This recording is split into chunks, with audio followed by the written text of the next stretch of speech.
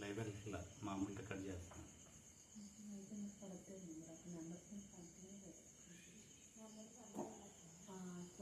Praise the lord.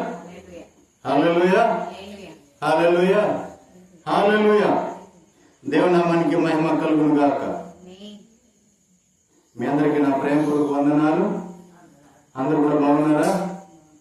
కృపా సమాధానం మీకు కలుగును గాక. హల్లెలూయా, హల్లెలూయా, హల్లెలూయా. చూడండి ప్రియులారా, మరి ఈ దినం పరిశుద్ధాత్మ దేవుడు నీతో నాతో ఏం మాట్లాడదలిచినారు అటు మాటలు మనం ధ్యానించుకున్నాం. మొదటి కొరింథీ పత్రిక 12వ అధ్యాయం 11వ వచనం.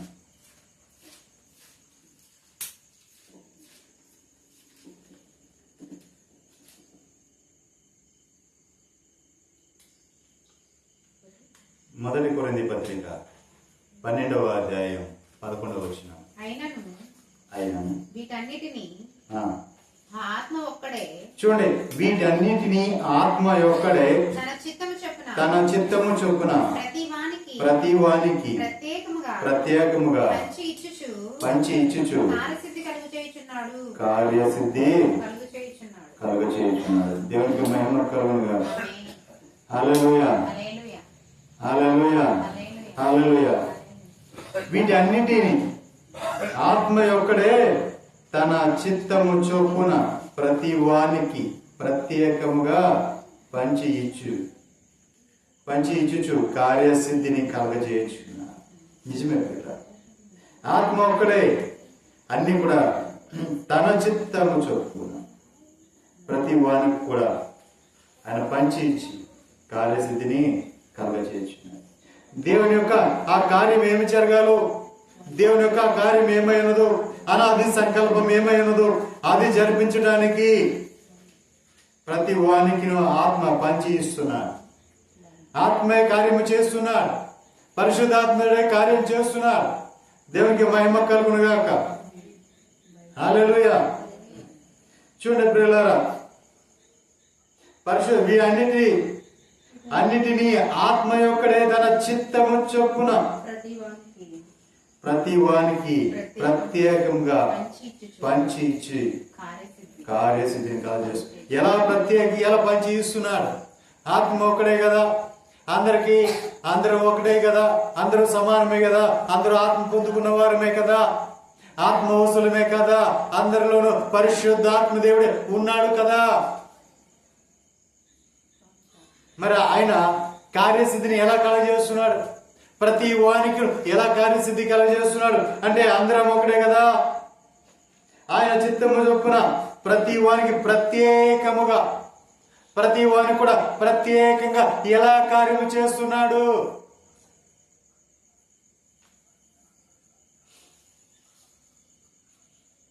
ఒక్కొక్కరికి ఒక్కో రకంగా చేయట్లేదా? అందరూ ఒకేలా చేస్తుంటే మరి అందరూ ఒకేలాగా ఎలా ఉన్నారు? అందరూ ఒకటే కార్యాలు చేస్తున్నారా? పరిశుద్ధాత్మ దేవుడు ఒక్కడే కదా, అందరికీ ఆయన కార్యసిద్ధి కలగజేస్తున్నాడు కదా. అంటే అదే అపోస్తుల కార్యాలు 2వ అధ్యాయం 4వ వచనం మనం చూసినట్లయితే, అందరూ పరిశుద్ధాత్మతో నిండిన వారై ఆ ఆత్మ వారికి వాక్శక్తి అనుగ్రహించిన కొలది అన్య భాషలతో మాట్లాడసాగారు. దేవునికి మహిమ కలుగునుగా. ఆత్మ అనుగ్రహించి కొలది అన్య భాషల్లో మాట్లాడుతున్నారు. దేవునికి మహిమ కలుగునుగా. హల్లెలూయా. ఎలాగా అన్ని భాషలు ఎలా మాట్లాడుతున్నారు? వారు ఆత్మతో నిండిన వారు. ఎంతమంది అంటే ఆనాడు మేడగదిలో 120 మంది, 120 మంది కూడా ఆ మేడగదిలో ప్రార్థన చేస్తున్నారు, దేవుని కోసం కనిపెడుతున్నారు. అక్కడ వాస్తవికత మనం చూసినట్లయితే ప్రభువైన యేసుక్రీస్తు వారు పరమునకు ఆయన వెత్తబడిన తరువాత ఆయన వెళ్తూ వెళ్తూ చెప్పారు, ఆదరణకర్తను మీకు పంపిస్తున్నాను, మీరు చేయాల్సింది మీకు ఆయన బయలుపరుస్తాడు అంటే వీరు అనుకున్నారు కదా, యేసు ప్రభు లాగా మాతో ఇంకో ఆయన వస్తాడు, ఈయన వెళ్ళిపోతున్నాడు, ఆయన పరిశుద్ధాత్మ దేవుడు అంటే మాతో వస్తాడు, ఆయన కూడా వస్తాడు, ఈయనలాగే మాతో పాటు జీవిస్తాడు, మాతో పాటు ఉంటాడు, మాతో పాటే తిరుగుతాడు అని అనుకున్నా. యేసు ప్రభు లాగానే తిరుగుతారు, మాతోనే ఉంటారు అనుకున్నారు వారు. ఒక మనుషుడు వస్తాడు మాలాగే మాతో పాటే ఉంటాడు కదా అనుకున్నా. కానీ ఆ మనుషుడి కోసం, ఆ ఆదరణకర్త కోసం వీరు ఎడతెగక ఉపవాసం ఉండి ప్రార్థన చేస్తున్నారు. ఎడతెగ ఉపవాసం ఉండి ప్రార్థన చేస్తుంటే పరిశుద్ధాత్మ దేవుడు ఆకాశం నుంచి అగ్నిలా దిగివచ్చి, ఆకాశం నుంచి అగ్నిగా దిగివచ్చి వారు విభజించబడి ఎంతమంది ఉన్నారో అంతమంది మీద కూడా అగ్ని నాలుకలుగా విభజించబడింది. అంటే దిగి వచ్చేటప్పుడు అగ్ని ఒక్కడిగానే వచ్చాడు. ఒకటిగా వచ్చిన తర్వాత ఇక్కడ ఉన్నది 120 మంది ఉన్నారు. 120 మంది మీద కూడా ఆయన ఒకేసారి దిగాడు, ఒకేలాగా దిగలేదు, విభజించబడ్డాడు అగ్ని నాలుకలుగా. ఆ అగ్ని దిగి వచ్చిన అగ్ని నాలుగులుగా విభజించబడింది. ఒక్కొక్క నాలుక ఒక్కొక్క మీద కుమ్మరించబడింది. దేవునికి మహిమ కలుగునుగా. హల్లెలూయా, హల్లెలూయా, హల్లెలూయా. చూడండి 17వ వచనం చూసినట్లయితే, అంత్య దినముల యందు నేను, చూడండి, అంత్య దినముల యందు నేను మనుషుల అందరి మీద నా ఆత్మను కుమ్మరించేదను. దేవునికి మహిమ కలుగునుగాక. మీ కుమారులను మీ కుమార్తెలను ప్రవచించెదరు, మీ యవ్వనులు దర్శనములు కలుగును, మీ వృద్ధులు కలలు కందురు. ఆ దినములలో నా దాసుల మీదను నా దాసుల మీదను నా ఆత్మను కుమ్మరించెదను కనుక వారు ప్రవచించెదరు. హల్లెలూయా. నిజమే ప్రియులారా, అంత్య దినంలో జరగబో సంగముల గురించి దేవుడు ముందుగానే చెప్పాడు. ఆ సంభవాలు ఏంటంటే, అంత్య దినములలో నా ఆత్మను మనుషులు అందరి మీద కూడా కుమ్మరిస్తారు. అలాంటి చూసినట్లయితే అపోస్తలుల కాలంలో చూసినట్లయితే 120 మంది మాత్రమే ఆయన కోసం కనిపెట్టి ఉన్నారు. 120 మంది మాత్రమే మేడగదిలో ఎడతెగగా ప్రార్థన చేస్తూ ఉపవాసంతో ఉన్నారు. ఆ 120 మంది మీద మాత్రమే ఆయన యొక్క ఆత్మ కుమ్మరించబడింది. ఆత్మ ఆకాశం నుంచి దిగి వచ్చింది. మరి మనుషులందరి మీద కూడా ఆత్మను కుమ్మరిస్తా అని చెప్తున్నారు. మనుషులందరి మీద నా ఆత్మను కుమ్మరించేదను అని చెప్తున్నాడు ప్రభువు. అంటే మనుషులందరూ కూడా ఏం చేయాలి? ఎడతెగగా ప్రార్థన చేయాలి. ఆనాడు మేడగద్దులు అపోస్తులు వారందరూ కూడా ఏ ప్రార్థన చేశారు? ఒకే ప్రార్థన, ఏక ప్రార్థన, ఒకే ప్రార్థన చేశారు. ఏమని? పరిశుద్ధాత్మ దేవా, మా దగ్గరికి దిగిరండి, మమ్మల్ని నడిపించండి, మమ్మల్ని ఆదరించండి, మేము చేయాల్సింది మాకు బయలుపరచండి. ఒకే ప్రార్థన, ఏక ప్రార్థన, వేరే ఏ ప్రార్థన చేయాల.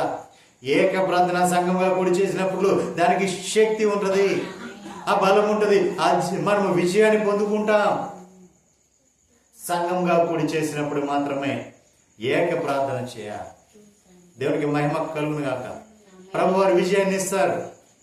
అలాగే వారు చేసినప్పుడు, ఏక ప్రార్థన చేసినప్పుడు ఆయన యొక్క ఆత్మ దిగి వచ్చింది. ఆత్మ దిగి వచ్చింది. దిగి వచ్చిన ఆత్మ అందరి మీద కూడా అగ్ని నాలుకలుగా విభజించబడింది. అందరి మీద కూడా కుమ్మరించబడింది. అలాగే అంచె దినములలో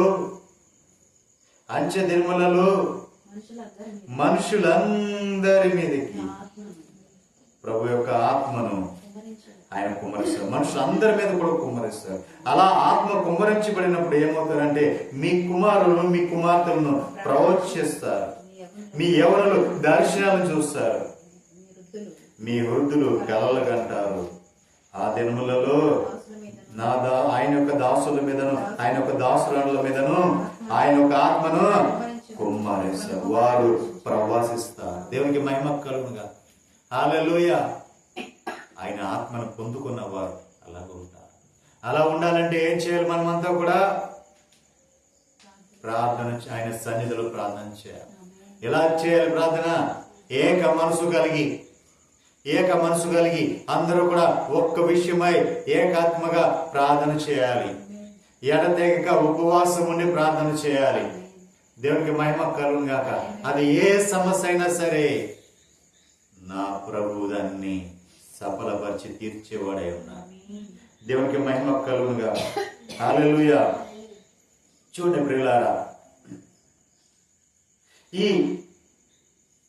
120 మంది మీదకి 120 పరిశుద్ధాత్మ దిగి వచ్చారా? పరిశుద్ధాత్ముడు ఒక్కడే, ప్రభువారు ఒక్కరే, ఆయన ఆత్మ ఒక్కరే. ఆయన ఆత్మరూపిగా దిగి వచ్చి ఆ మేడ గదిలో వారు ప్రార్థన చేస్తుంటే వారి మీదకి అగ్ని నాలుగులుగా విభజించబడ్డారు. పరిశుద్ధాత్మ దేవుడు దిగి వచ్చింది, అగ్ని రూపంలో దిగి వచ్చి అక్కడ నుంచి నాలుగులుగా విభజించబడి ఒక్కొక్కరి మీదను ఆయన కుమ్మరించబడ్డారు. దేవునికి మహిమ కలుగునుగా. హల్లెలూయా. అలా కుమ్మరించబడిన వాడని వారంతా కూడా కేకలు వేస్తూ ఆత్మ వస్తులై దేవుని అన్య భాషల్లో స్తుతిస్తూ మాట్లాడారు. దేవునికి మహిమ కలుగునుగా. హల్లెలూయా. నిజమే ప్రియులారా, ఆత్మ ఒక్కడే దిగి వచ్చారు. కానీ మరి ఎందుకు ఆయన విభజించబడాల్సి వచ్చింది? అగ్ని నాలుగులుగా విభజించబడాల్సి వచ్చింది. ఆయన ఒకేసారి అందరి మీద ఆయన కుమ్మరించబడిన ఆత్మ ఎందుకు ఒక్కొక్కరి మీదకి విభజించబడి కుమ్మరించబడాల్సి వచ్చింది? చూడండి, మొదటి కొరింథీ పత్రిక 12వ అధ్యాయం 4వ వచనం ధ్యానించుకుందాం.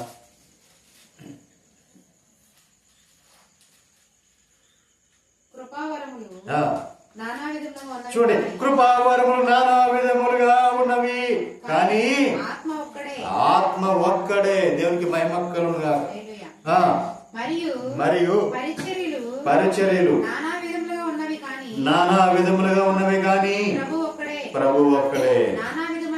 నానా విధమైన కార్యములు కలవు కానీ అందరిలోను అన్నిటినీ జరిగించు దేవుడు ఒక్కడే. దేవునికి మహిమ కలుగునుగా. హల్లెలూయా. కృపావరాలు నానా విధాలుగా ఉన్నాయి కానీ ఆత్మ ఒక్కడే. పరిచర్యలు నానా విధములై ఉన్నాయి కానీ కార్యములు గల ప్రభు ఒక్కడే. దేవునికి మహిమ కలుగునుగాక. నిజమే ప్రియులారా, మనము చూసినట్లయితే అనేకులు చెప్పుకుంటూ ఉంటారు, ఇది మా పరిచర్య అండి, మేము తప్ప ఇంకెవరూ లేరు, దేవుడు మాలోనే ఉన్నాడు అని అనుకుంటూ ఉంటారు. కానీ ఎదటి వాడిని చూడగానే ఏమంటారండి? ఎదటి వాడిని చూసి వాడిని తక్కువ చేసి వాడిని నీచంగా చూస్తూ ఏదో వీళ్ళు మాత్రమే పరిశుద్ధులు, వీళ్ళ అంతటి భక్తి పరులు లేరు అన్నట్టుగా ఎదటి వాళ్ళని నిందలు వేస్తూ ఉంటారు. వాళ్ళ పరిచయాలను తక్కువ చేస్తూ ఉంటారు. వాళ్ళ పరిచర్యలో మాది పెద్ద పరిచర్య, మాకు 1000 మంది వస్తున్నారు అని చెప్పుకుంటూ ఉంటారు. మేము ఇంతమంది రక్షించాం, అంతమంది రక్షించామని చెప్పుకుంటూ ఉంటారు. పరిచర్యలు నానా విధములుగా ఉన్నాయి. ఒక పరిచర్యలో చూస్తే ఆరాధన ఉంటుంది, ఒక పరిచర్యలో చూస్తే వాక్యం ఉంటుంది, ఒక పరిచర్యలో చూస్తే ఆటపాటలు ఉంటాయి. దేవునికి మహిమ కలుగునుగా. ఒక్కొక్కరు ఒక్కో విధంగా ఉన్నారు. ఎందుకంటే మేము గొప్ప అంటే మేము గొప్ప, మేము పరిశుద్ధులం అంటే మేము పరిశుద్ధులం, మేము నీతిమంతులు అంటే మేము నీతివంతులం. మా సంఘం మాత్రమే పరలోకం చేరుకునే సంఘం, మా సంఘం మాత్రమే జ్యేష్ఠుల సంఘం, మా సంఘం మాత్రమే ఎత్తబడే సంఘం, మా సంఘం మాత్రమే వధువు సంఘం అని నానా విధాలుగా నానా పేర్లు పెట్టుకుని నానా రకాలుగా ఉన్న సంఘాలు ఉన్నాయి భూమి మీద. మరి అలాంటి సంఘాల్లో ప్రభు ఉన్నాడా? అసలు ఆ సంఘంలో ప్రభు ఉన్నాడా? అది చూడగలుగుతున్నారా మీరు? ఆ నడిపించే ఆ నాయకుడు ప్రభు యొక్క చిత్తాన్ని ఎరిగి నడుచుకుంటున్నాడా? ప్రభు యొక్క ఏర్పాటు ఎరిగి నడుచుకుంటున్నాడా? తన సులభానికి నడుచుకుంటున్నాడా? అతని నడవడికను బట్టి ఆ సంఘాన్ని చెప్పవచ్చు. ఎలాగంటే మనకు సామెత ఉంది కదా, ఏముంది సామెత? అమ్మ చక్కదానం వాకిటి తెలిసిపోద్దంట. ఎక్కడ తెలుస్తుంది? ఇంట్లోకి వెళ్ళక్కర్లా, ఆ వాకిటి చూడగానే తెలిసిపోద్ది అమ్మ ఎంత పని చేస్తూ. దేవునికి మహిమ కలుగునుగా. హల్లెలూయా, హల్లెలూయా, హల్లెలూయా. నిజమే ప్రియులారా, నీ సంఘంలో దేవుడు ఉన్నాడా? నీ సేవలో దేవుడు ఉన్నాడా? నిన్ను నడిపించేది నాయకుడు దేవుడై ఉన్నాడా? లేదా నీవే నాయకుడిగా ఉన్నావా? ఎంతవరకు నిన్ను కనపరచుకోవడానికి, ఎంతవరకు నీ కుటుంబాన్ని కనపరచుకోవడానికి, ఎంతవరకు నిన్ను హెచ్చించుకోవడానికి నీవు చూసుకుంటున్నావా? లేదా నీ వలన దేవునికి మహిమ కలుగుతుందా? నీ వలన దేవునికి మహిమ వస్తుందా? నీ వలన దేవునికి ఘనత వస్తుందా? నీ వలన దేవునికి పేరు ప్రఖ్యాత వస్తున్నాయా? ఆయన నామం మహిమపరచబడుతుందా? దేవునికి మహిమ కలుగునుగా. హల్లెలూయా. కృపావరములు నానా విధములుగా ఉన్నవి, అవి కానీ ఆత్మ యొక్కడే. పరిచర్యలు నానా విధములైనను, పరిచర్యలు నానా విధములుగా ఉన్నవి కానీ ప్రభు ఒక్కడే. నానా విధములైన కార్యములు కలవు గాని అందరిలోను అన్నింటినీ జరిగించేవాడు దేవుడు ఒక్కడే. దేవునికి మహిమ కలుగునుగా. హల్లెలూయా, హల్లెలూయా. నిజమే పిల్ల, అన్ని జరిపించేవాడు ఆయనే. సౌలుని తీసుకుందాం, ఇశ్రాయేలీయుల ప్రథమ రాజు అయిన సౌలుని తీసుకుందాం. సౌలులో ముందుగా దేవుని ఆత్మ ఉంది, అభిషేకించబడ్డాడు. ప్రవక్తుల్లో ఒకడిగా మారిన సౌలు అని మొత్తం అంతా కూడా చూశారు. ఇశ్రాయేల్ ప్రజలంతా కూడా, సర్వ సమాజం కూడా అనుకున్నారు. కానీ కొంతకాలం అయిన తర్వాత, దేవుడు వదిలేసిన తర్వాత, దేవుని ఆత్మ సౌలును విడిచిపెట్టిన వాడనే దేవుని సన్నిధి నుంచి దురాత్మ వచ్చి సౌలులో చేరింది. దేవుడి సన్నిధి నుంచే వచ్చింది దురాత్మ కూడా. దేవునికి మహిమ కలుగునుగా. దేవుని ఆత్మ విడిచిపెట్టి వెళ్ళిపోగానే దురాత్మ వచ్చింది.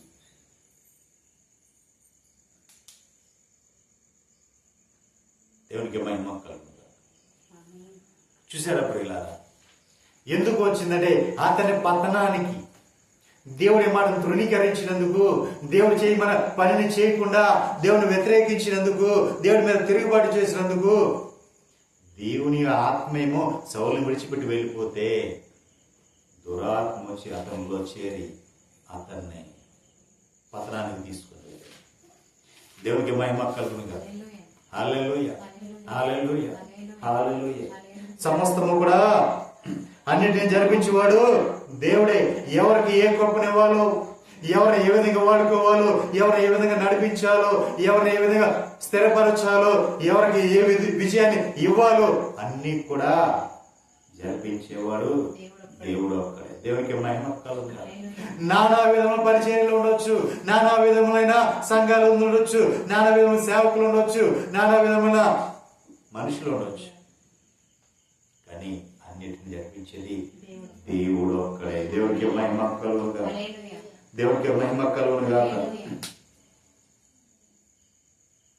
అందరి ప్రయోజనం కొరకు ప్రతి వానికిను ఆత్మ ప్రత్యక్షత అనుగ్రహింపబడుచున్నది. దేవుడికి మహిమ కలుగునుగా. చూసారా, అందరి ప్రయోజనం కొరకు, అందరి ప్రయోజనం కొరకు ప్రతి వానికి ఆత్మ ప్రత్యక్షత అనుగ్రహించబడుతుంది. అందరి ప్రయోజనం కోసం, అందరి ప్రయోజనం కోసం ఒక్కడి ప్రయోజనం కోసం కాదు, ఒకటి సులభానికి కాదు, ఒక్కడి సులభానికి కాదండి. అందరి ప్రయోజనార్థమై, అందరికి ఉపయోగకరంగా ఉండాలి. అందరూ దేవుని సన్నిధి చేరుకోవాలి, అందరూ దేవుని ఆరాధించాలి, అందరూ కూడా ఆయన సొత్తుగా మార్చబడాలి. అలా కాకుండా రండి నా కాళ్ళ మీద పడండి, ఇదిగో మీరు చేసిన పాపాలను క్షమించేస్తాను, రండి నన్ను చేతులు ఉంచుతాను, మీ పాపాలను పరిహారం అయిపోతాయి. ఒక్కడి సులభం. ఎందుకంటే నేనే పరిశుద్ధుని, నేనే నీతిమంతుణ్ణి, నా అంతటి వాడు ఎవడు లేడు. దేవునికి మహిమ కలుగునుగా. హల్లెలూయా, హల్లెలూయా. పచ్చ కాపర్లు వచ్చినోడికి లోకమంతా ఎలా కనపడద్దండి? పచ్చగానే కనపడద్ది. ఎందుకంటే వాడు మాత్రమే, అందరూ అది అనుకునేది అది, నా అంతటి పరిశుద్ధులు లేడు, నా అంతటి నీతిమంతులు లేడు అనుకుంటుంటా. దేవునికి మహిమ కలుగునుగా. హల్లెలూయా. అప్పుడప్పుడు మా అమ్మగారు కూడా నన్ను ఎత్తి పొడుస్తూ ఉంటాడు ఇదే మాట విషయం. దేవునికి మహిమ కలుగునుగా. హల్లెలూయా. నిజమే పిల్ల, చూడాలి అందరి ప్రయోజనార్థమై మనం చేయి. ఆయన ఆత్మ కుమ్మరించబడింది కాబట్టి, అందరి ప్రయోజనార్థమై కుమ్మరించబడింది కాబట్టి ఆయన యొక్క సంకల్పాన్ని, చిత్తాన్ని నెరవేర్చాలి. అందరి కోసము ప్రతి వానికి ఆత్మ ప్రత్యక్షత అనుగ్రహించబడుచున్నది. ఎందుకంటే ఆత్మ ఎలా ప్రతి వానికి కూడా ఆత్మ ప్రత్యక్షత అనుగ్రహించబడుతుంది. ఏలయనగా ఒకనికి ఆత్మ మూలముగా బుద్ధి వాక్యమును మరొకనికి ఆత్మను అనుసరించిన జ్ఞానవాక్యమును మరొకనికి ఆ ఆత్మ వలనని విశ్వాసమును మరొకనికి ఆ ఒక్క ఆత్మ వలనని స్వస్థపరచు వరమును మరొకనికి అద్భుత కార్యములను చేయు శక్తియు మరొకనికి ప్రవచన వరమును మరొకనికి ఆత్మల వివేచనయు మరొకనికి నానావిధ భాషలను మరొకనికి భాషలో అర్థము చెప్పు శక్తియు అనుగ్రహించబడి ఉన్నది. దేవునికి ఆయనను వీటన్నిటిని ఆత్మ ఒక్కడే తన చిత్తము చొప్పున ప్రతి వానికి ప్రత్యేకముగా పంచి ఇచ్చుచు కార్యసిద్ధి కలుగు చేయుచున్నాడు. హల్లెలూయా. నిజమే. ఒక్కొక్కరికి ఒక్క విధమైన ఆత్మ, ఒక్కొక్కరికి ఒక్క విధంగా ఆయన అనుగ్రహించాడు. 120 మంది మీదకి కూడా ఆయన ఒక ఆత్మ కుమ్మరించబడినప్పుడు అగ్ని 4 జ్వాలలుగా అవి విభజించబడి ఒక్కొక్కరికి ఒక్కొక్క విధంగా ఒక్కొక్క విధంగా ఆయన వాళ్ళ తలల పైన ఎందుకు కుమ్మరించబడింది అంటే వారి యొక్క విశ్వాస పరిణామము చొప్పున వారికి కృప అనుగ్రహించబడింది. వారి విశ్వాస పరిణామం చొప్పున నీకు ఎంత విశ్వాసం ఉందో అంత మాత్రమే నీ కృప. అర్థమైందా? నీ విశ్వాసం ఎంత ఉందో, నీ విశ్వాస పరిణామం ఎంతో నీకు అనుగ్రహించబడే కృప కూడా అంతే.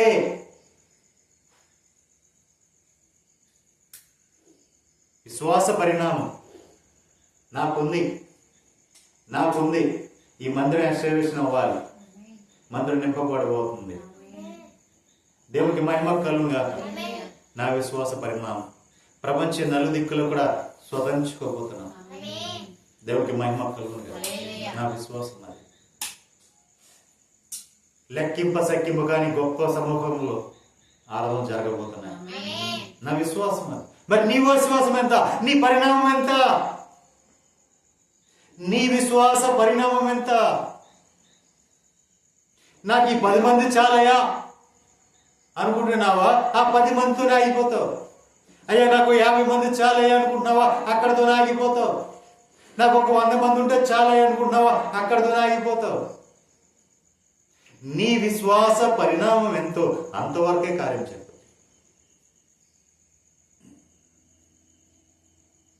1 నీకు కృపావరాలను దేవుడిచ్చాడు, ఆత్మవరాలను ఇచ్చాడు. ఇప్పుడు మనం చదువుకున్నాం ఆత్మవరాలు. ఎన్ని వరాలు అవి? ఎన్ని వరాలు చదువుకున్నాం మనం?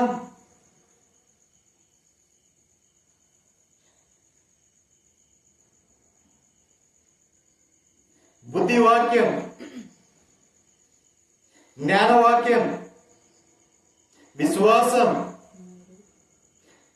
స్వస్థపరచు వరం, అద్భుత కార్యాలు చేసే వరం, ప్రవచన వరం, ఆత్మల వివేచన వరం, భాషలు చెప్పే వరం, భాషలను అర్థాలు చెప్పే వరం.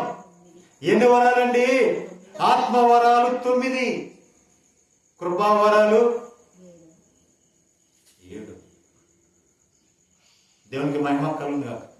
ఆత్మ వరాలు వేరు, ఆత్మ ఫలాలు వేరు. ఆత్మ వరాలు వేరు, ఆత్మ ఫలాలు వేరు. ఆత్మ ఫలాలు నీకు నీవు ఫలించడానికి, దీనికి నీకు నువ్వు ఫలించడానికి ఆత్మవరాలు. నీకు నువ్వు ఫలించాలి, నీవు నీ కుటుంబం నీ బిడ్డలు వారు ఫలించేది ఆత్మవరాలు. కానీ కృపావరాలు అయ్యా ఆత్మ ఫలాలు, ఈ ఆత్మవరాలు. ఆత్మవరాలు వేరు, ఆత్మ ఫలాలు వేరు. ఆత్మ ఫలాలు నువ్వు ఫలించాలి, ఆత్మ వరాలు అనేకులకు నీవు పంచిపెట్టాలి. దేవునికి మహిమ కలుగును. హల్లెలూయా, హల్లెలూయా. నీ నుంచి అనేకులు పొందుకోవాలి. ఏంటిది? ఆత్మ వరాలు. దేవునికి మహిమ కలుగునుగా. హల్లెలూయా, హల్లెలూయా, హల్లెలూయా. ఏ వరాలున్నాయి? బుద్ధివాక్యం, ఆత్మను గురించి బుద్ధివాక్యం, ఆత్మను అనుసరించు జ్ఞానవాక్యం, ఆత్మను గురించి విశ్వాసం, ఆత్మను గురించి స్వస్థపరచు వరం, అద్భుత కార్యములు చేయగలిగిన శక్తివంతమైన వరం, ఆత్మను గురించి ప్రవచన వరం, ఆత్మల వివేచింపే ఆత్మల వరం, భాషలను మాట్లాడే వరం, ఆ భాషల యొక్క అర్థాలు చెప్పే వరం. ఇవన్నీ కూడా అనుగ్రహించబడతాయి. దేవునికి మహిమ కలుగును గాక. ఇవన్నీ కూడా ఎన్ని వరాలండి? 9 వరాలు. నీవు ఎదటి వారి కోసం ఫలించే వరాలు ఇవి. ఎదటి వారి కోసం నువ్వు ఫలించాల్సిన వరాలు ఇవి. దేవునికి మహిమ కలుగును గాక. ఒక్కొక్కరికి ఒక వరం ఉంది, ఒక్కొక్కరికి ఒక వరం ఉంది, ఒక్కొక్కరిది ఒక వరం. నీవు అనేకులు బుద్ధి చెప్పే వాక్యపు వరం కలిగి ఉన్నావా? నీవు అనేకులకు జ్ఞానాన్ని బోధించే వాక్యపు వరం కలిగి ఉన్నావా? నీవు అనేకులను విశ్వాసము తీసుకుని వెళ్ళే ఆ విశ్వాస వరం కలిగి ఉన్నావా? నీవు అనేక రోగులను, అనేక మానసిక రోగులను, అనేకులను స్వస్థపరిచే వరము కలిగి ఉన్నావా? అంతేకాదు, నీవు అనేకమైన అద్భుత కార్యములు చేసే ఆ వరము కలిగి ఉన్నావా? నీవు ప్రవచించి అనేకుల కోసం ప్రవచించి ఆ ప్రవచన వరము కలిగి ఉన్నావా? నీవు భాషలు మాట్లాడే వరము కలిగి ఉన్నావా? ఆ భాషలను అర్థము చెప్పగలిగిన ఆ వరం కలిగి ఉన్నావా? ఏ వరం కలిగి ఉన్నావు నీవు? ఇవన్నీ కూడా ఎదటి వారి కోసం నీవు ఫలించాల్సిన వరాలు. దేవునికి మహిమ కలుగును. హల్లెలూయా. వారి వారి పరిణామం చొప్పున ఈ కృప అనుగ్రహించబడుతుంది. దేవునికి మహిమ కలుగును. హల్లెలూయా, హల్లెలూయా, హల్లెలూయా. నిజమే పిల్లలు, శరీరం ఒక్కటే,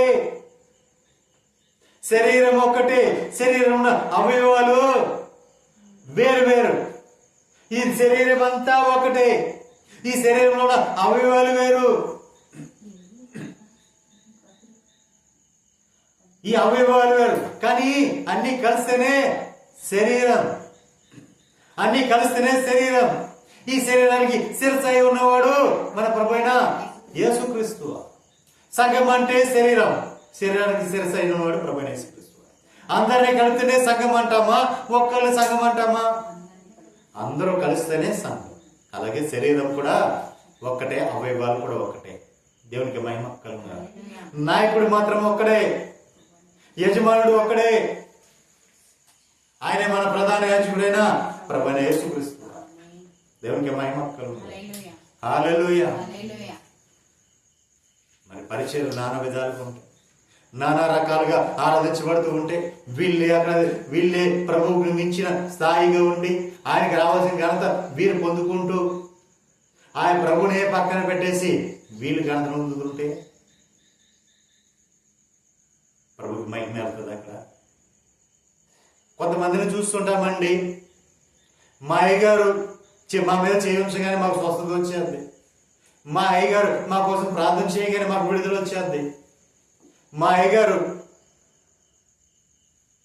ఒక మాట బలి తెచ్చాడు మా జీవితంలో సమస్తం జరిగిపోతాయి. మరి దేవుడు ఎందుకు? దేవుడు కూడా తక్కువ చేస్తున్నారు అక్కడ. వీళ్ళు గంత పొందుకోవడానికి, వీళ్ళు భయం పొందుకోవడానికి, వీళ్ళు ఆరాధించబడడానికి దేవుడి స్థానాన్ని వీళ్ళు దొంగిలిస్తున్నారు. దేవునికి మహిమ కలుగునుగా. హల్లెలూయా. దేవుని స్థానం దేవునికి ఇవ్వాలి. నీ వలన ప్రభువుకి మహిమ కలగాలి, నీ వలన ప్రభు ఘనత రావాలి. అలా వస్తున్నాయా?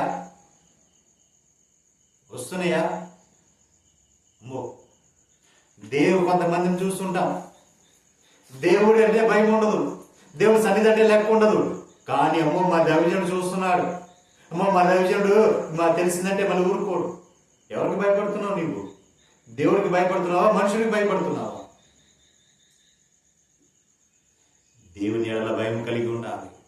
అయ్యో నేను ఆ సన్నిధికి ఆలస్యంగా వెళ్తే ఆయన ఎక్కడ కోపిస్తాడేమో. అయ్యా ఆయన సన్నిధి మరి అనాలోచనగా ఉంటే ఆయన చూస్తున్నవాడు ఊరికినే ఉండడు. ఆయన సన్నిధిలో తొందరపడి ఏదైనా మాట మాట్లాడితే ఆయన నుంచి మనకు ఉగ్రత బయటకు వస్తున్నాయి. ఒక భయం కలిగి ఉండాలి. అది మనుషుల భయం కాదు. అయ్యో అయ్యగారు చూసినంత వరకు అయ్యగారు అమ్మ కోపడతాడు లేదా ఏమనుకుంటాడు అని అనుకున్నావంటే అది నీలో మనుషులు ఏర్పరచుకున్నది మాత్రమే. మళ్ళీ అయ్యగారు పక్కకు వెళ్ళిపోగానే చేయాల్సినవి చేసేస్తూ ఉంటాం. దేవునికి మహిమ కలుగుగా. ఇది మనుషుల భయం. ఆ మనుషుడు పక్కకు వెళ్ళగానే ఇక మన ఇష్టం. ఆయన వచ్చేటప్పుడు మాత్రం వినయంగా భయభక్తులు నుంచుంటాం. అయ్యా వందనాలు, నేను ఎటు చూడను, మీ వైపే చూస్తా అంటాం. ఆయన పక్కకి వెళ్ళిపోగానే అన్నీ కూడా చేసేస్తూ దేవునికి మహిమ కలుగుగా. ఆ భయం ఉండాలి. ఆ భయం కాదు ఉండాల్సింది. మనుషుడు ఉన్నప్పుడు ఎదురు ఉన్నప్పుడు చేసేది అది భయము కాదు, భక్తి కాదు. ఎంతో కొంతవరకు మోహస్తుతి చేస్తున్నావేమో, లేదా ఆయన్ని మభ్య పెట్టడానికి, ఆయన మోసం చేయడానికి చేస్తున్నావు. మరి నిన్ను నిలువెలా చూస్తున్న దేవుడు ఆయన మోసపోడు. దేవుడు ఎప్పుడు కూడా వికరించబడ్డావు. దేవునికి మహిమ కలుగుగాక. నీకు నీవే మోసపోతున్నావు, నీకు నీవే మోసపోతున్నావు. దేవుడు మోసపోతున్నావు, నీవే మోసపోతున్నావు. దేవునికి మహిమ కలుగుగాక. దేవుని భయము కలిగిన వాడు, దేవుని భయము కలిగిన వాడు అమ్మో నా దేవుడు చూస్తూ ఉంటాడు, అమ్మో నా దేవుడు వింటూ ఉంటాడు అనే భయం కలిగి శ్రద్ధ, భయం, భక్తి, ఆసక్తితో ఉంటాడు. మనుషులు ఉన్నాయి లేకపోని నీ రహస్య జీవితం అంతా కూడా ఆయన చూస్తున్నవాడు అని చెప్పి భయం కలిగి ఉంటాడు. దేవునికి మహిమ కలుగునుగా. ఎవరికి ఇష్టం వచ్చినట్లుగా వాళ్ళు ఇష్టానుసారంగా ఉండి పైకి మాత్రం నటిస్తే దాన్ని ఏమంటారు? వేషధారణ. అందుకే నా ప్రభు అన్నాడు, వేసినైనా క్షమిస్తాను కానీ వేషధారి నేను క్షమించునని ఆయన చెప్పాడు. దేవునికి మహిమ కలుగునుగా. దేవునికి మహిమ కలుగునుగా. ఆయన ఏం చేస్తాడండి? వేసినైనా క్షమిస్తాడు కానీ వేషధారిని మాత్రం ఆయన క్షమించాడు. ఆయన మహిమ కలిగి ఉన్నాడు. దేవునికి మహిమ కలుగునుగా. హల్లెలూయా. నిజమే పిల్లలారా, మనమంతా ఒకే శరీరముగా ఉంటున్నాం, ఒకే రొట్టె తింటున్నాం, ఒకే పాత్రలోది పానం చేస్తున్నాం. ఎంత జరిపించేది. మరి ఎందుకు భేదాలు ఎందుకు? మనం క్రైస్తవులు అని చెప్పుకుంటున్నాం. ఒకరంటే ఒకరికి పడదే, ఓ సంఘం అంటే ఇంకో సంఘానికి పడదే, ఓ సేవకుడు అంటే ఇంకో సేవకుడికి పడదే. మధ్యలో కొంతమందిని బ్రోకర్లు తయారు చేసుకుంటాం. అరే మళ్ళీ అక్కడ ఎవరు వెళ్తున్నారో చూడండి, మళ్ళీ వెంటనే ఫోన్ చేసి అని చెప్పేసి, లేదా వీడియో కాల్ చేసి పంపించేయడం. మధ్యలో బ్రోకర్లు వీళ్ళంతా పరలోకం వెళ్ళే వాళ్ళేనా? ఆ చెప్పినోడు వెళ్ళడు, వాడిని ఫాలో అయ్యేవాడు కూడా వెళ్ళడు. దేవునికి మహిమ కలుగును కదా. హల్లెలూయా. నిజమే పిల్ల.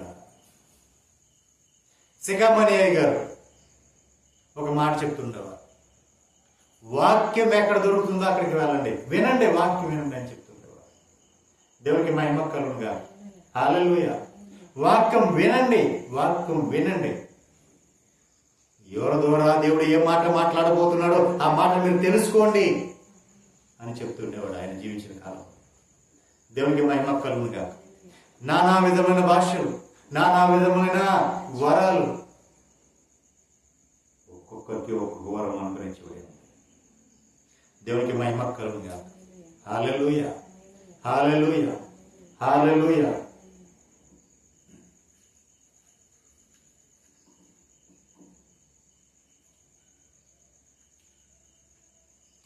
ఎలాగో అనేకులు ఒక శరీరమై ఉన్నారు, అలాగే క్రీస్తు కూడా ఉన్నారు. దేవునికి మహిమ కలుగును గాక.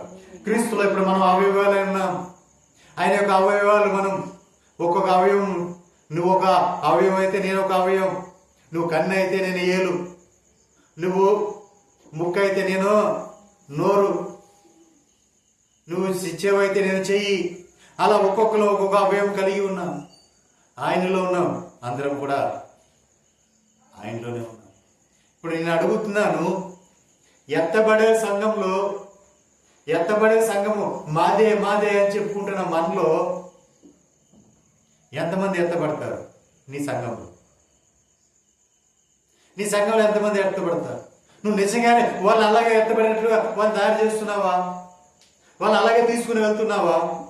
అదే మార్గంలో నడిపిస్తున్నావా?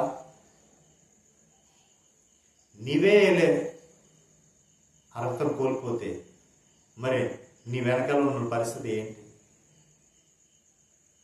దేవునికి మహిమ కలుగును గాక. హల్లెలూయా, హల్లెలూయా, హల్లెలూయా.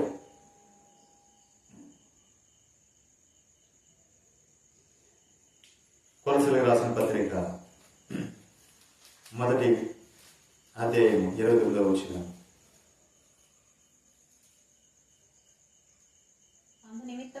అందు నిమిత్తము నాలో బలముగా కార్యసిద్ధి కలగ చేయు ఆయన క్రియాశక్తిని బట్టి నేను పోరాడుచు ప్రయాసపడుతున్నా. దేవునికి మహిమ కలుగును గాక. చూసారా, నాలో బలముగా కార్యసిద్ధి కలగజేయు ఆయన ఒక క్రియాశక్తిని బట్టి నేను పోరాడుచు ప్రయాసపడుతున్నా. దేనికి ప్రయాస? ఎందుకు ఈ ప్రయాస? ఎందుకంటే ఆయన బలములో నాలో బలముగా కార్యసిద్ధి కలగచేయాలి. నాలో బలంగా కార్యసిద్ధి ఉండాలి. ఆ కార్యసిద్ధి నేను నెరవేర్చాలి. ఆయన క్రియాశక్తిని బట్టి, ప్రభువారి యొక్క క్రియాశక్తి ఎంతటి శక్తి, నేను కార్యసిద్ధిని కలగజేస్తే ఆ క్రియాశక్తి నన్ను నడిపిస్తుంది. దేవునికి బట్టి మహిమ కలుగును గాక. మహిమ కలుగును గాక. నేను పోరాడుచు ప్రయాస పడుచున్నా. అయ్యోరో ఈ మాట చెప్పింది అపోస్తలుడైన పౌలే చెప్పాడు. నేను ప్రయాసపడుతూ పోరాడుతూనే ఉన్నా. ఎందుకంటే నాలో కార్యసిద్ధి బలంగా జరగాలి.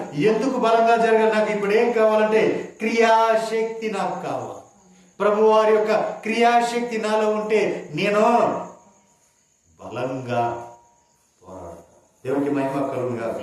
నా వలన కార్యసిద్ధి కలుగుతుంది అక్కడ ప్రభువుకి.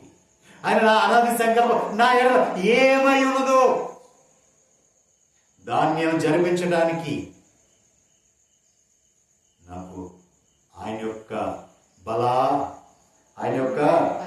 క్రియాశక్తి నాకు కావాలి. క్రియలతో కూడిన శక్తి, దేవుని క్రియలతో కూడిన శక్తి నాకు కావాలి. చచ్చిన వాడిని లెగువంటే లెగాలి, చచ్చిన వాడు లే అంటే లెగాలి. దేవునికి మహిమ కలుగుగా. హల్లెలూయా. నిజమే అండి, పొందుకోలేదా అపోస్తలుడైన పౌలయ్య? ఆ శక్తిని ఆయన పొందుకోలేదు. క్రియాశక్తిని పొందుకున్నాడా లేదా? ఆయన చేతి రుమాలు కర్చీపు తగిలితే స్వస్థత.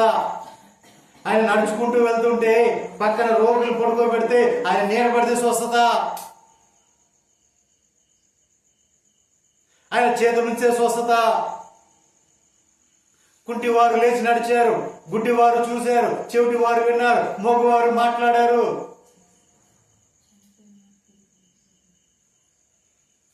దేవునికి మహిమ కలుగుగా. హల్లెలూయా. మరి మరి నీలో ఉందా? నీలో ఉందా ఆ క్రియ? ఆ క్రియాశక్తి నీలో ఉందా? మరి ఎందుకని గుడ్డివారు చూడట్లా? మరి ఎందుకని గుడ్డివారు నడవట్లా? ఎందుకని మరి మగవారు మాట్లాడట్లా? ఎందుకని చచ్చిన వారు బ్రతకట్లా?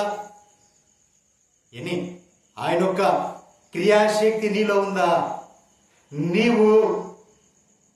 నీవు కార్యసిద్ధి కలగజేయడానికి ఆయన క్రియాశక్తి మీద నువ్వు ఆధారపడుతున్నావా?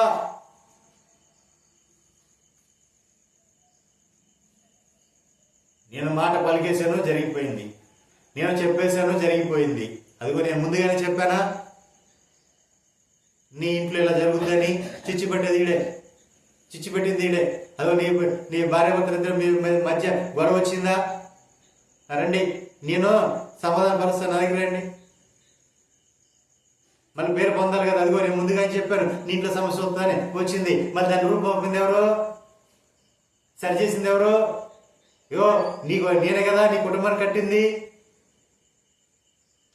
దేవుడికి మహిమ కలుగునుగా. హల్లెలూయా. ఎలాంటి వారు లేకుండా పోయారా? ఏమంటే ఎలాంటి వారు లేరా? దేవుడికి మహిమ కలుగునుగా. హల్లెలూయా. నిజమే ప్రియులారా, అది కాదు మనకు కావాల్సింది. అందు నిమిత్తము నాలో బలముగా కార్యసిద్ధి కలగజేయు ఆయన యొక్క క్రియాశక్తిని బట్టి నేను పోరాడుతూ ప్రయాసపడుతూ. దేవునికి మహిమ కలుగుగా. జరగాలి. అపోస్తలుల కాలంలో నిలిచిన పరిచర్య, అద్భుతాలు, ఆశ్చర్యకారులు, మహత్కార్యాలు, సూచక్రియలు, చచ్చిన వారు లేవటం, గుడ్డివారు చూడటం, గుడ్డివారు నడవటం,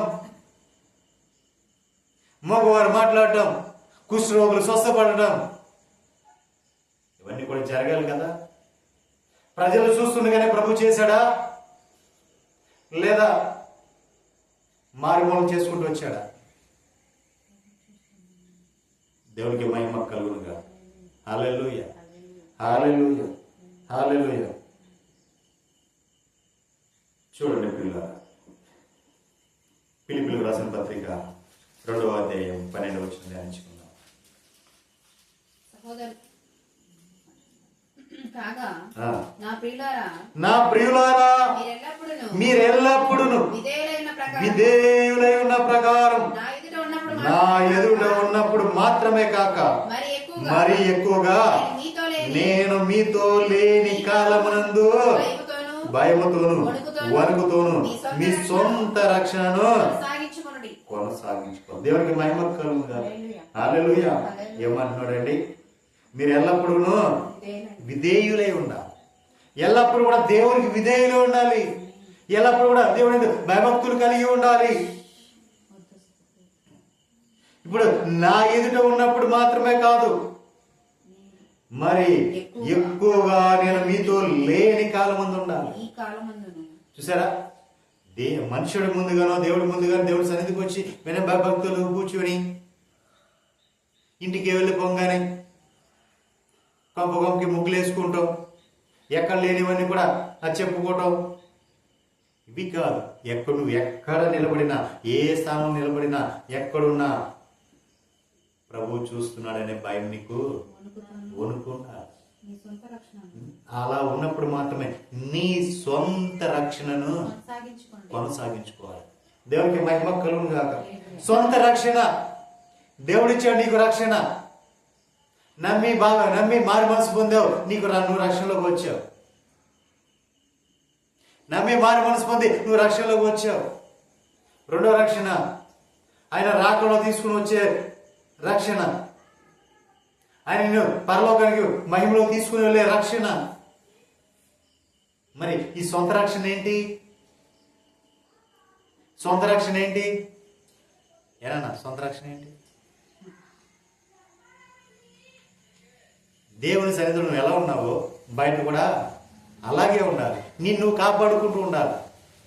నీ సొంత రక్షణ అంటే నిన్ను నువ్వే కాపాడుకోవాలి.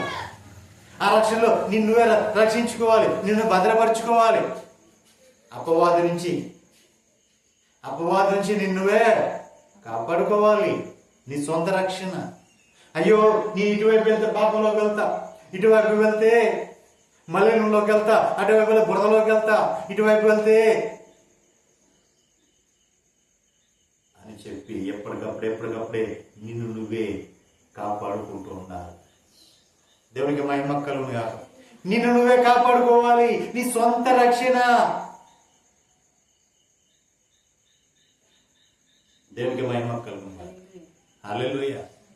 ఎందుకంటే నీవు భక్తిలో వైరాగ్యం పరిశుద్ధలోకి నువ్వు వెళ్తున్న కొలది నీ మీద అపవాది దాడి చేయడానికి ఖచ్చితంగా ఉరులుపుతూనే ఉంటాడు. నీవు దేవుడితో కొంచెం ఎదుగుతున్నావు అనుకో, వాటిని ఎప్పటికప్పుడు అడ్డగిస్తానికి చూస్తూనే ఉంటాడు. ఏదో ఒకటి నీ ముందు కలగజేస్తూనే ఉంటాడు. దేవునికి మహిమ కలుగును గాక. హల్లెలూయా. ఏదో ఒకటి ఆటంకం ఆరోధం నీకు కలగజేస్తూనే ఉంటాడు. ఏదో ఒక ఆటంకం ఆరోధం ఏదో ఒకటి వస్తూనే ఉంటుంది. నీ సొంత రక్షణ నువ్వు కాపాడుకోవాలి. నీ సొంత రక్షణ నువ్వు కాపాడుకుంటేనే ఆయన సన్నిధిలో నువ్వు నిలబడగలుగుతావు. దేవునికి మహిమ కలుగును గాక. ఎందుకంటే మీరు ఇచ్చయించుటకును కార్యసిద్ధి కలగజేయుటకును తన దయా సంకల్పము నెరవేర్చడానికి. చూసారా, మీరు హెచ్చరించడానికి, కార్యసిద్ధి కలగజేయడానికి తన యొక్క దయా సంకల్పము నెరవేర్చడానికి. ఎవరి యొక్క దయా సంకల్పం? నీ దయా సంకల్పం కాదు, నీ చిత్తం కాదు, నీకు ఇష్టమైంది కాదు నువ్వు చేసేయాలి. దేవుని యొక్క చిత్తము, ఆయన యొక్క దయా సంకల్పం. అసలు ఆయన సంకల్పం నీ ఎడల ఏమై ఉంది దాన్ని నెరవేర్చాలి. అనేకులకు మాదిరికరంగా నువ్వు ఉండాలా, అనేకులు నడిపించేటట్లు నువ్వు ఉండాలా, అనేకులు ఉజ్జింపచేసేట్లు ఉండాలా, నీ పాటలతో అనేకులని పరవశింపచేసేట్లు ఉండాలా.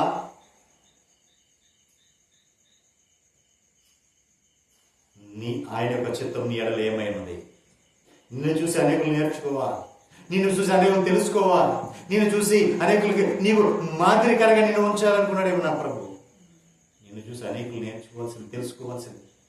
మరి ఆ విధంగా ఉండాలంటే ఆయన యొక్క దయా సంకల్పం ఏమైనదో అది ఎరిగి దాని ప్రకారం నడుచుకోవాలి. ఆ దయా సంకల్పం నెరవేర్చడానికి నీలో కార్యసిద్ధి కలగజేయవాడు దేవుడే. దేవుడికి మహిమ కలుగును గాక. హల్లెలూయా. ఆయన యొక్క దయా సంకల్పం నెరవేర్చడానికి నీలో కార్యసిద్ధిని కలగజేయవాడు దేవుడే. మరి ఆయన నీలో కార్యసిద్ధిని కలగజేస్తుంటే మరి నువ్వు ఆయనకి ఇష్టంగా నువ్వు అలాగే ఉన్నావా? ఆయన యొక్క కార్యసిద్ధిని నువ్వు నెరవేర్చేవాడు నువ్వు ఉన్నావా? ఆయన చిత్తాన్ని నెరవేర్చేటట్టుగా నీవు ఉన్నావా?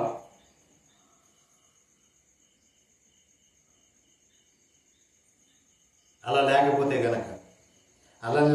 కాదు. ఇక్కడ నేను చెప్తున్నాను చూడు, నీవు ఆయన యొక్క కార్యసిద్ధిని కలగజేయవాడు దేవుడే కాబట్టి తన దయా సంకల్పం నువ్వు నెరవేర్చాలి. అంటే నువ్వు ఎక్కడుండగా నెరవేర్చాలి, ఎలా ఉండగా నెరవేర్చాలి. అయ్యా నేను పరిశుద్ధుడిగా, పవిత్రుగా, నిష్కలంగా, నిందరహితంగా నీలాగే నేను ఉండాలి అనుకుంటున్నావు. కానీ అలా ఉండాలంటే ఇక్కడుంటే మన వల్ల అవుద్దా? ఇక్కడ అవ్వాలి. ప్రభు చెప్పాడు, కింద మాట చూడండి, 14 వచ్చిన మీరు మూర్ఖమైన వక్రజనం మధ్య చూసారా, మూర్ఖమైన వక్రజనం, మూర్ఖులు, చెడిపోయిన వారు, వారి ఆలోచనలు తలంపులని ఒక్కర బుద్ధి. ఎదటి వాడిని చూస్తే ఓర్చుకోలేరు, ఎదటి వాడు కొంచెం మంచుకుంటే ఓర్చుకోలేడు, మంచి బట్టలు వేసుకుంటే ఓర్చుకోలేడు.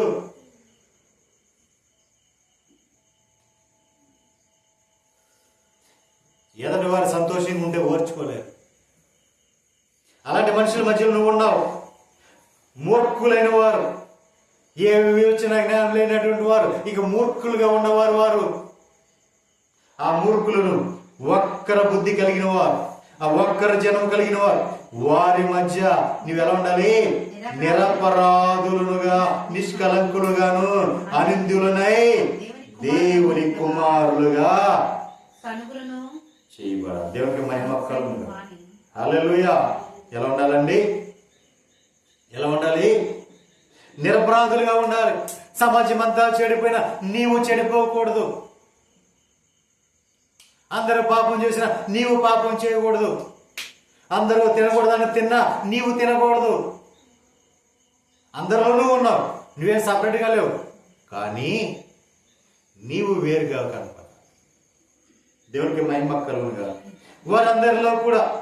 వారందరూ కూడా మూర్ఖమైన వారు, ఒక్కర జనముల మధ్య నిన్ను చూడగానే నిరపరాధులు. ఎలాగా? అందరూ చెడిపోయారు, అందరూ కూడా సృష్టిలో అందరూ కూడా చెడిపోయారు. కానీ దేవుడు పైన చూసినప్పుడు నోవాకు ఒక్కడు మాత్రమే నీతిమంతుడుగా కనపడ్డాడు దేవుడికి. ఆ కాలంలో నోవాకు మాత్రమే నీతిమంతుడుగా కనపడ్డాడు. దేవుడికి మహిమ కలుగునుగా. అందరూ కూడా చెడిపోయారు, కానీ నోవాకుని చూసినప్పుడు మాత్రం, భూమి మీద దేవుడు చూసినప్పుడు భూమి మీద నోవాకు ఒక్కడు మాత్రం నీతిమంతుడుగా కనపడ్డాడు. అలా నీతిమంతుడుగా కనపడితే నోవాకు కుటుంబం మాత్రమే రక్షించబడింది. నోవాకు వలన నోవాకు కుటుంబం మాత్రమే రక్షించబడింది. దేవునికి మహిమ కలుగునుగా. హల్లెలూయా, హల్లెలూయా. మరి నీవు నిరపరాధులుగా కనపడుతున్నావా? నిష్కలంకంగా కనపడుతున్నావా? అనింద్యమైన, ఎక్కడ కూడా నింద మచ్చ మలినము ఏది లేకుండా నువ్వు అలా కనపడుతున్నావా? అలా కనపడితే కనుక దేవుని కుమారులు అన్నట్లు దేవుని కుమారులు అయిపోతారు. దేవునికి మహిమ కలుగునుగా. హల్లెలూయా. ఎందుకంటే యేసు ప్రభువు మన మధ్య జీవించారు, మనతోనే ఉన్నారు, మనలాగానే సంచరించారు. కానీ ఎక్కడ కూడా ఏ పాపుల్లోనూ చేరలా. ఆయన ఎక్కడ కూడా ఈ మచ్చ మలిని అంటించుకోవాలా. కానీ ఆ జీవిత విధానం అంతా మనతోనే జీవించారు, మనలాగానే ఉన్నారు, మనలాగానే తిన్నారు.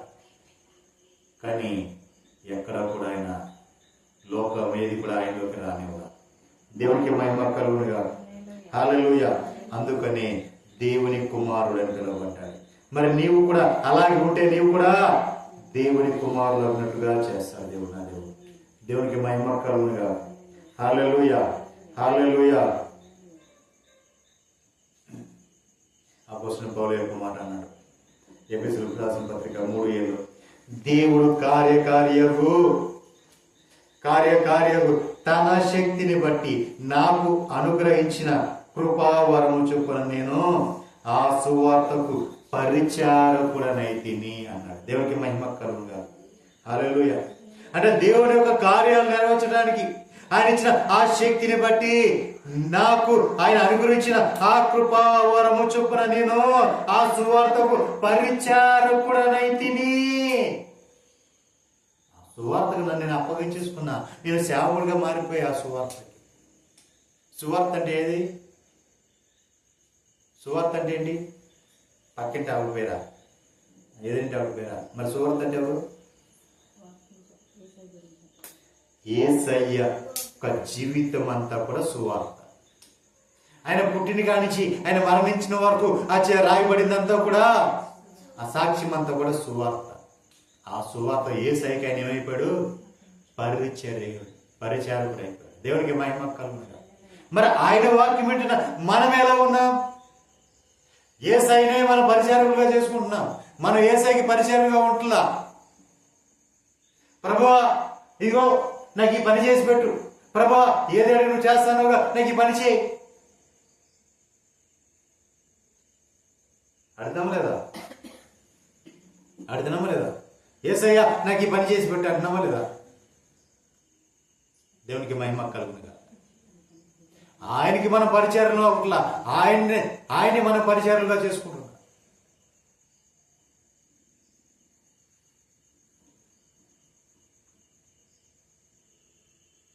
మొదటి కొరింథీ పత్రిక 3:10 ఒక మాట పుస్తకం, దేవుడు నాకు అనుగ్రహించిన కృప చొప్పున నేను నేర్పరైన శిల్పకారుని వలె పునాది వేసి తిని. ఎందుకంటే ఆయన ఎపిసోడ్లో ముందుగా చెప్పాడేమని, దేవుడు కార్యకారియకు తన శక్తిని బట్టి నాకు అనుగ్రహించిన కృపావరము చొప్పున నేను ఆ సువార్తకు పరిచారకుడనైపోయా. ఆ సువార్త నేను పరిచారణ అయిపోయాను కాబట్టి ఇప్పుడు నేను ఏం చేశానంటే, కొరింథీ పత్రికలో దేవుడు నాకు అనుగ్రహించిన ఆ కృప చొప్పున నేను నేర్పరి అయిన శిల్పకారుడిగా మారిపోయా. శిల్పకారుడు ఏం చేస్తాడు? అనేక మందిని శిల్పాలను చెక్కుతూ ఉంటాడు, అనేక శిల్పాలను చెక్కుతూ ఉంటాడు, అనేక శిల్పాలు మలుస్తూ ఉంటాడు. ఎలా మలుస్తున్నావు పౌలయ్య నువ్వు అంటే ఆయన అంటాడు కదా, ఇదిగో నా ప్రభువులాగా నేను వాళ్ళు మలుచుకుంటూ వెళ్తున్నా, నా ప్రభు రూపంలో నా ప్రభు పోలికలో వాళ్ళు నేను మార్చుకుంటూ వెళ్తున్నా. వాళ్ళ స్వభావాలు మారిపోయినాయి, వాళ్ళ రూపురేఖలు మారిపోయినాయి, లోకంలో పాపంలో కలిసిపోయారు, అపవాది దగ్గరైపోయారు. అలాంటి వారిని అందరినీ కూడా నేను మలుచుకుంటూ వెళ్తున్నా తిరిగి. ఎలాగంటే నా ప్రభువులు నేను కడుతున్నా, నా ప్రభువులు నేను కడుతున్నా, నా ప్రభుకి కుమారులు అవునట్లుగా నేను వారిని చేస్తున్నా.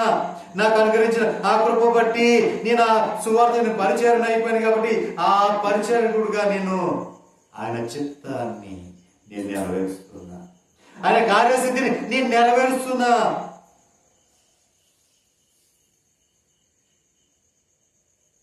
అంటూ ఇంకో మాట్లాడాలని, నేను క్రీస్తుని పోలి నడుచుకొనుచున్న ప్రకారము మీరు నన్ను పోలి నడుచుకోండి. దేవునికి మహిమ కలుగును. అంటే ఈయన టోటల్ ఎలా మారిపోయాడండి? ఆ సువార్తకు పరిచర్యగా మారిపోయి ఆ సువార్తకు మిళితమైపోయాడు, లోపల కలిసిపోయాడు, సువార్తలో కలిసిపోయాడు. అంటే ప్రభు యేసుక్రీస్తు సువార్తలో కలిసిపోయి ఆయన జీవిత విధానమే ఈయన జీవిత విధానంగా మారిపోయింది, ఆయన చిత్తమే ఈయన ఇదిగా మారిపోయింది, ఆ దయా సంకల్పం ఈయన నెరవేర్చబడిపోయింది. ఇప్పుడు ఈయన మారిపోయాడు, ప్రభులాగే మారిపోయాడు. ఇప్పుడు అన్ని కూడా మేము ఆయనలో ఏం చూస్తున్నాం? మనుషులు అందరూ ఏం చూస్తున్నారు? యేసుని చూపిస్తున్నాడు, యేసుని చూపిస్తున్నాడు, క్రీస్తుని చూపిస్తున్నాడు. ఆయన చూపించట్లా, ఆయన బయటపరచట్లా. ఇప్పుడు ఆయన చూడగానే క్రీస్తు ఇలా ఉన్నాడు, క్రీస్తు ఇలా శ్రమలు పడ్డాడు, క్రీస్తు ఇలా బాధలు అనిపించాడు, క్రీస్తు నీ కోసం నా కోసం ఇలా పరితపించాడు, ఆయన కోరుకున్న విధంగా మనల్ని మార్చడానికి ఈ విధంగా ఆయన ప్రయాసపడ్డాడు అని ఇప్పుడు ఆయన క్రీస్తుని చూసినాడు. ఇప్పుడు ఈయన చూసి అదే విధంగా ఈయన కూడా అలా మారిపోయాడని చెప్పు. దేవునికి మహిమ కలుగునుగా. హల్లెలూయా, హల్లెలూయా, హల్లెలూయా. ఆఖరిగా నేను ఒక మాట చెప్పి ముగిస్తున్నాను. చూడు, ఫిలిప్పీయులకు రాసిన పత్రిక 2:15-16 నీలో ఉండకూడదు,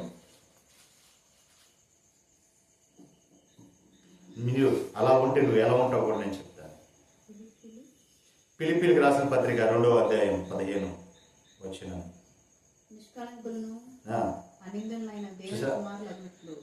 నిష్కలంకులను అనిందులైన దేవుని కుమారులు అగునట్లు సనుగులను సంశయములను మాని సమస్త కార్యములను చేయాలి. ఏమేమి మానేయాలండి?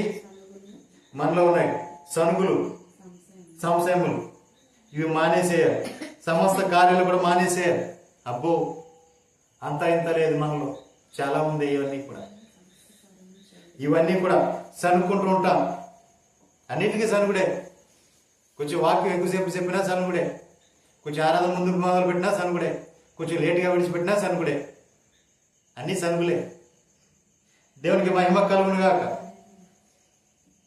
సనుగులను సంశయములను అవన్నీ కూడా మానేసి సమస్త కార్యములను చేయాలి. సమస్త కార్యాలు చేయాలి. దేవుని యొక్క కార్యాలు మన ద్వారా జరగాలి.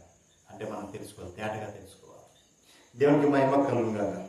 అట్టి జనముల మధ్య నీవు జీవవాక్యము చేత పట్టుకొని లోకమందు జ్యోతుల వలె కనబడుచున్నావు. హల్లెలూయా.